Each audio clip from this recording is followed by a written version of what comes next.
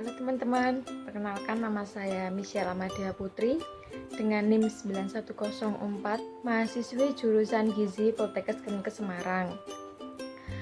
Pada kesempatan pagi hari ini, saya mau sedikit sharing-sharing atau berbagi ilmu tentang metode pengasapan pada bahan makanan. Metode pengasapan sendiri itu apa sih? Pengasapan itu merupakan cara pengawetan dengan menggunakan asap yang berasal dari pembakaran kayu atau bahan organik lainnya.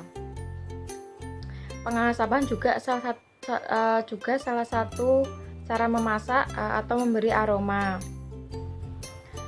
Selain itu, pengasapan dapat menghambat oksidasi lemak di dalam bahan pangan tersebut.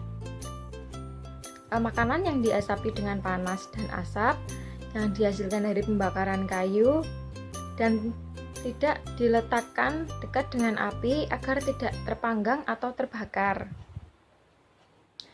Pembakaran tanpa api akan menghasilkan uap dan panas yang cukup untuk mengurangi kadar air pada bahan makanan.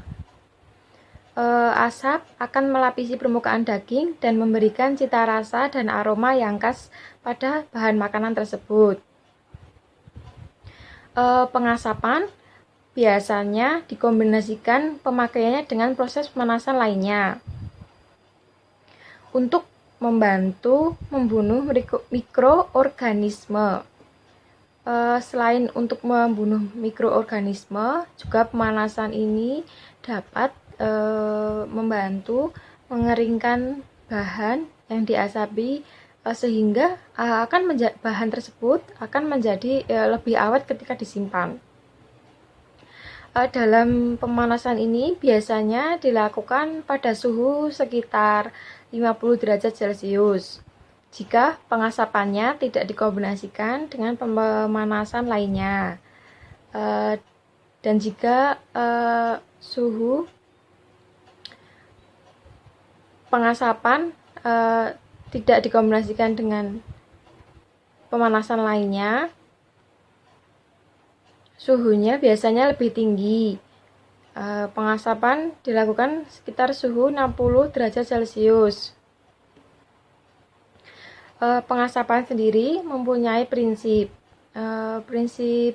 sendiri, yaitu pengasapan merupakan cara pengolahan atau pengawetan dengan memanfaatkan kombinasi pelakuan pengeringan dan pemberian senyawa kimia alami dari hasil pembakaran bahan bakar alami juga.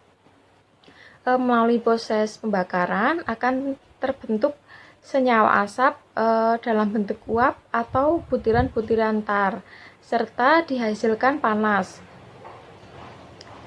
Senyawa asap tersebut menempel pada daging dan terlarut dalam lapisan yang ada di permukaan bahan makanan tersebut, sehingga terbentuk aroma atau rasa yang khas pada bahan makanan. Dan warna pada bahan makanan pun menjadi keemasan atau kecoklatan. Teknik pengasapan sendiri juga mempunyai fungsi dan tujuan. Salah satu fungsinya sebagai disinfektan, pemberi rasa atau warna, serta pengawet dan antioksidasi, mencegah ketengikan pada bahan makanan. Untuk tujuannya sendiri, pengasapan itu bertujuan untuk memperpanjang umur masa simpan atau untuk mengawetkan dan memperoleh cita rasa yang khas pada bahan makanan tersebut. Teknik pengasapan sendiri juga memiliki dua teknik, yaitu teknik tradisional dan teknik modern. Teknik tradisional sendiri memiliki dua cara, yaitu teknik pengasapan panas dan teknik pengasapan dingin. Jika teknik pengasapan panas, suhu asapnya mencapai 120 derajat Celcius atau lebih, dan suhu yang ada di dalam bahan makanan tersebut mencapai 60 derajat Celcius. Pada teknik pengasapan panas ini, kadar air yang dihasilkan dari bahan pangan tersebut relatif masih tinggi, sehingga daya awetnya atau daya simpannya relatif lebih rendah daripada yang dihasilkan dengan cara pengasapan dingin. Pengasapan panas biasanya menghasilkan bahan makanan yang mempunyai rasa yang baik. Untuk memperoleh rasa bahan makanan yang diinginkan, biasanya perlu dilakukan variasi pada penggaraman atau pada perlakuan-perlakuan sebelumnya. Selanjutnya, teknik pengasapan dingin, suhu asapnya tidak boleh melebihi 40 derajat Celcius. Kelembapannya pun yang terbaik antara 60 sampai 70%. Jika di atas 70%, proses pengeringan pada bahan makanan akan berlangsung relatif lama. Namun sebaliknya, jika di bawah 60%, jika kelembapannya di bawah 60%, teknik pengeringan sendiri akan relatif cepat. Dan kadar air yang dihasilkan pada bahan makanan dengan cara pengasapan dingin ini relatif lebih rendah, sehingga umur awetnya akan lebih lama. Ada juga kelemahan metode pengasapan secara tradisional ini, yaitu waktu persiapannya biasanya relatif lama, kualitasnya pun tidak terkontrol, mengakibatkan pencemaran udaranya relatif besar, dan resiko kebakaran pun juga relatif besar. Dan pengasapan tradisional ini menghasilkan senyawa karsinogen seperti fenol, nitrosamin, benzopiren. Dan selanjutnya teknik pengasapan dengan cara tradisional. Dengan cara tradisional ada satu cara dengan pengasapan cair. Asap cair sendiri belum banyak dikenal oleh masyarakat sekitar. Pembuatan asap cair menggunakan metode pirolisis, yaitu peruraian dengan bantuan panas tanpa adanya oksigen atau dengan jumlah oksigen yang terbatas. Biasanya terdapat 3 produk dalam proses pirolisis, yaitu gas, pirolisis oil, dan arang, yang mana proporsinya tergantung dari metode pirolisis sendiri, karakteristik biomasa, dan parameter reaksi. Terdapat beberapa cara memanfaatkan energi yang tersimpan dalam biomasa melalui pirolisis. Pembakaran langsung adalah cara yang paling digunakan. Biomasa yang dibakar dapat langsung menghasilkan panas, tetapi cara ini hanya mempunyai efisiensi sekitar 10%. Dan cara lainnya adalah dengan mengubah biomasa menjadi cairan.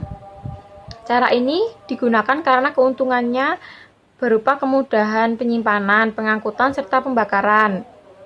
Cairan yang dihasilkan dari pengolahan biomasa dapat berupa bio-oil.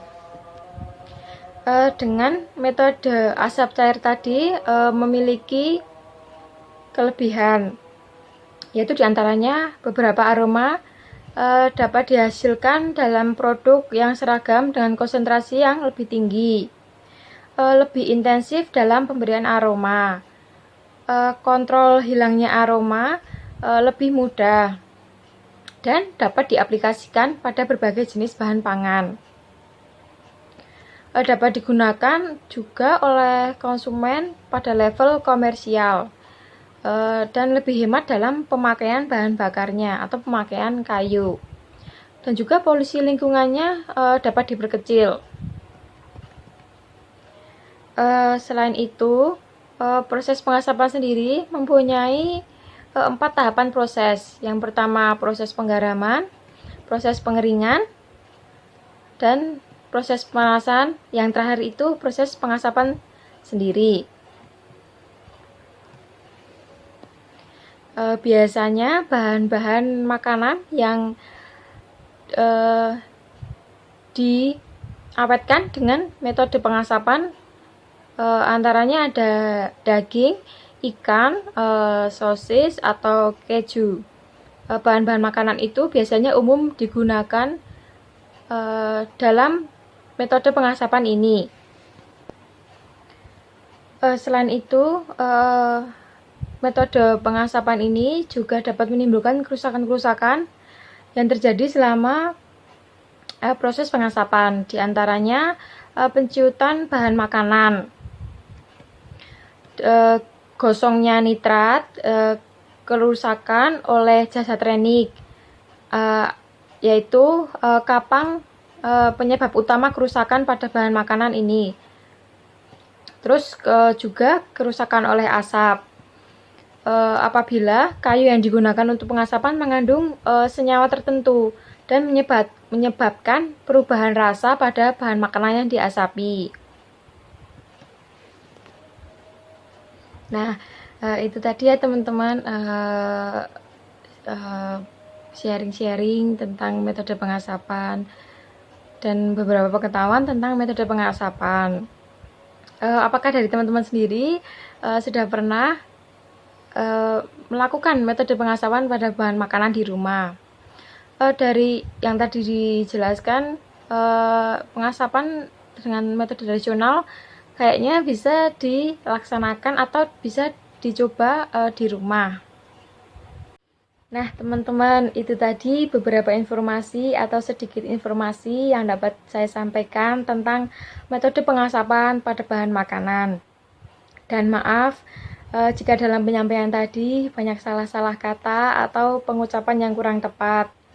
Semoga informasi yang saya sampaikan tadi bermanfaat untuk teman-teman. Dan terima kasih, sampai jumpa.